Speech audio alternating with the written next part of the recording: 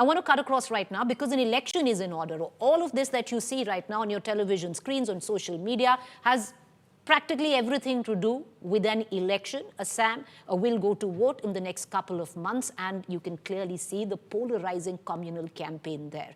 I have with me former Chief Election Commissioner, Mr. Quraishi. Thank you, sir, for taking the time out and joining us.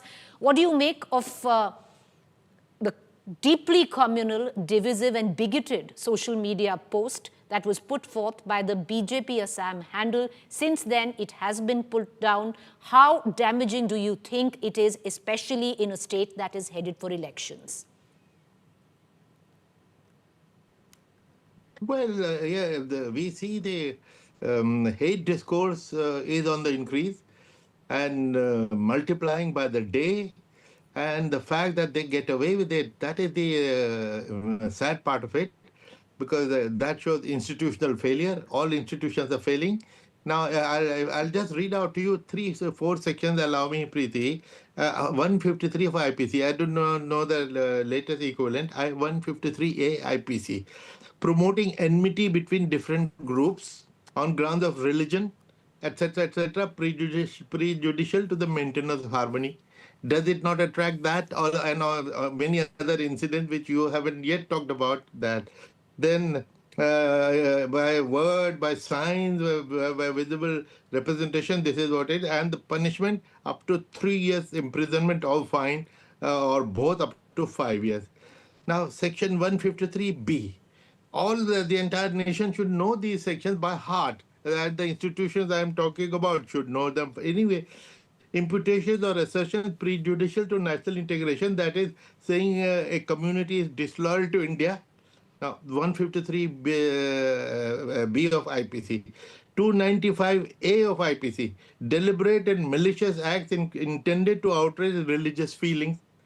Is it not intended to outrage the religious feeling? You decide. 505(2) IPC, statements creating or promoting enmity, hatred, or ill will between classes. Now, this is happening with impunity by one leader after the other. They seem to be in the kind of a competition, election or no election. This is happening all the time. But police keeps quiet. They're very selective. They will catch a journalist before he even utters a word, or he or she utters a word that they were creating enmity. These sections are used only selectively, which even a blind man can see. I'm very upset to be talking about in terms of Hindu-Muslim. We never did it all our life for the last 60, 65 years. But now this has become the norm. So you tell me what to do. Whatever is the court doing, the court used to jump in the suo moto on these issues. But even when the cases go to court, they don't do anything. The fact that this is going on, and I sometimes feel that this is according to a script written very carefully by a class of people, and everybody is acting on that script. Now, Mr. Quraishi, you talk about the courts stepping in and taking suo moto cognizance and what's stopping them. I want to just expand on now what the role is of the Election Commission. I understand that the role only kicks in after the Model Code of Conduct and elections are announced. But it just shows the toothless body that the Election Commission is, because all of this is right into election season, where we're just about, 10 days before elections are announced. Well, Election Commission has a limitation. Before they announce the dates of the election, Model Code doesn't kick in, and before that, Election Commission is totally powerless. But during the election, once the election has been announced, they have to step in. They have been stepping in. I don't know whether, I don't have a record whether lately they have been very alert or not. But we were very extremely alert, and slightest remark which will not fit into the Model Code of Conduct, we will pounce on them. So now the institutions have also relaxed a bit.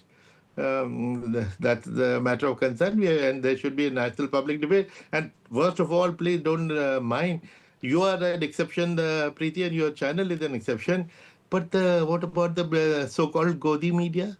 The people, who want to go to the nation, nation wants to know on every day, every prime time, every channel. I'm not singling out some one particular channel.